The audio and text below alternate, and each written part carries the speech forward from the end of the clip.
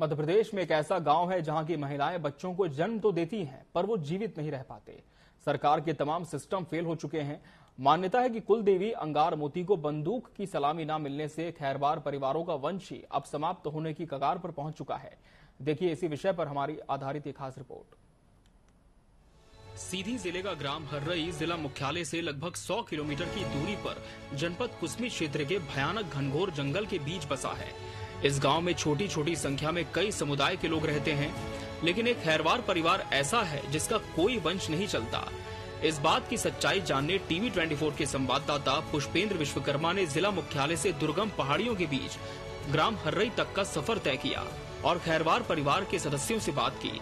घर में एक चिराग के लिए तरसते खैरवार परिवार के लोगों ने बताया कि पहले हमारे पूर्वज यहाँ के राजा हुआ करते थे और यहाँ शिकार खेला करते थे और कुलदेवी अंगार मोती को बंदूक की सलामी दिया करते थे।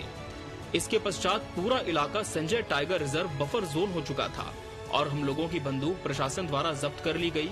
तब से खैरवार परिवार का वंशज धीरे धीरे समाप्ति की ओर जा रहा है। अंगार मोती देवी को नाम पर एक छोटा सा मंदिर बनाया जाए, उसी मंदिर के अंदर देवी अंगार मोती जी को स्थापित किया जाए। सेवा करने उस देवी को सेवा करने देवी को नाम पर सेवा करने हेतु एक बंदूक दी जाए तो हो सकता है कि हर्रई ग्राम खैरवार उजागर हो सकते हैं।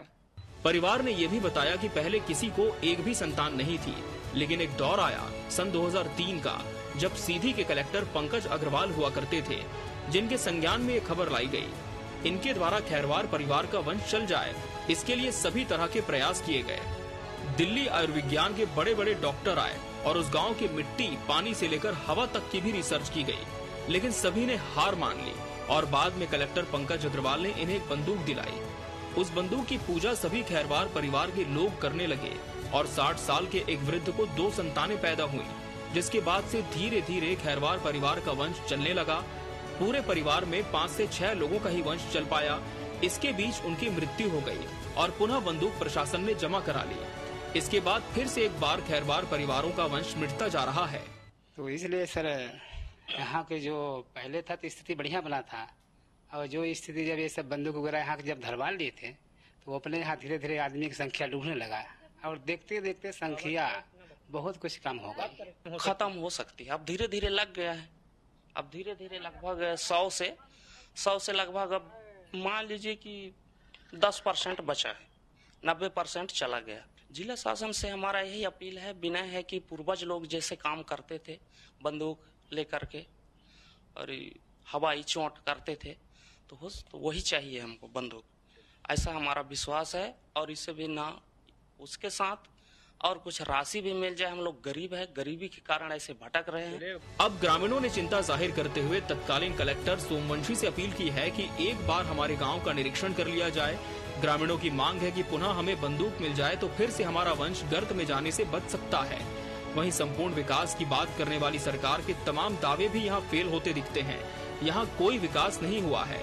आज भी यहाँ के लोग अंधकार में जीवन यापन करने को मजबूर हैं। यहाँ न तो सड़क है, न बिजली और न ही पानी और न तो मोबाइल का नेटवर्क ही, जबकि इसी विधानसभा क्षेत्र से 4 बार से लगातार भाजपा के विधायक कुंवर सिंह टेकाम बनते आ रहे हैं।